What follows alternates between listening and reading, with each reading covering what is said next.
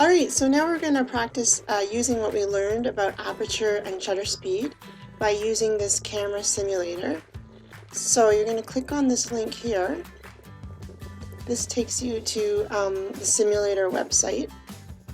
Okay, and if you don't see the simulator in here, I guess it means that your flash is blocking it.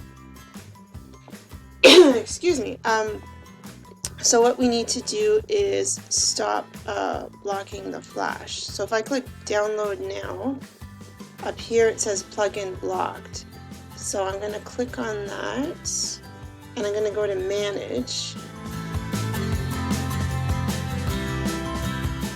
So this takes me into my settings. And then here it says block sites from running flash, which is usually recommended. I'm just going to put it to ask first, and then when we're done this activity you can go back in here and turn it back to blocking. Okay, so we can close this. Okay, and now we'll try again to download it. So it's going to ask us, so we're going to allow the flash to run.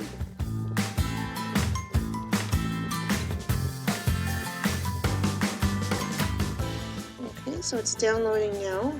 So you shouldn't have to pay for this at all. There's a free option. There's also an option to use the app on your phone, so you can try that. So this is here. So this is as if we're looking through a digital camera at the screen. Okay, so first thing we're going to do is check our settings. So we want to set it to manual mode. Okay. So we're going to look, see, we've got our lighting, our distance, our focal light. Right now it's clicked on shutter priority, so we're going to switch it to manual mode. So this allows us to choose our shutter speed and our aperture. Okay, then the next thing we need to check is make sure it's set for mostly sunny.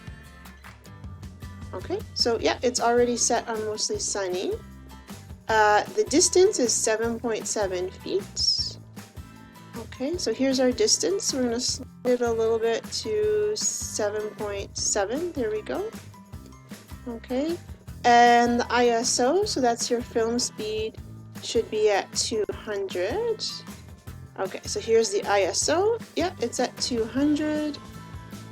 And the focal length should be 43 millimeters. Okay, so where's our focal length is already at 43 millimeters. And our aperture, which is measured in f-stops, should be f2.8. Okay, so aperture f, we have to move this one, slide it down to 2.8. Okay, and our shutter speed is 1/4000th of a second. So, whoops, wrong screen. So very short, 1000. So, oh, there we are, right here. Okay, so we'll see that when we combine this aperture and this shutter speed, in the middle here, this is our light meter. So we always want this line to go right in the middle, nice and centered. So we always have to adjust the aperture and the shutter speed combination so that this line here is straight in the middle. See, if I change the aperture, oh, it's off center. So we want it right in the middle so that the photo will have a good exposure, which is not too light and not too dark. Alright, so now we're going to take the photo. So I'm going to click here on my shutter. So I got a smiley face, so it turned out pretty good. So the first question is, what do you see? Look at the background, middle ground, and foreground. Is the image overexposed or underexposed? Alright, well the background is blurry, so that means it's shallow depth of field. And it's pretty well balanced. So what do you think? Is it overexposed or underexposed? So take a look back at your notes, and we will take this up on Wednesday. And then when you're ready to move on to the next question, just click Return to Viewfinder, and then go on to the next question. So you're going to experiment with different settings here. So have fun with that.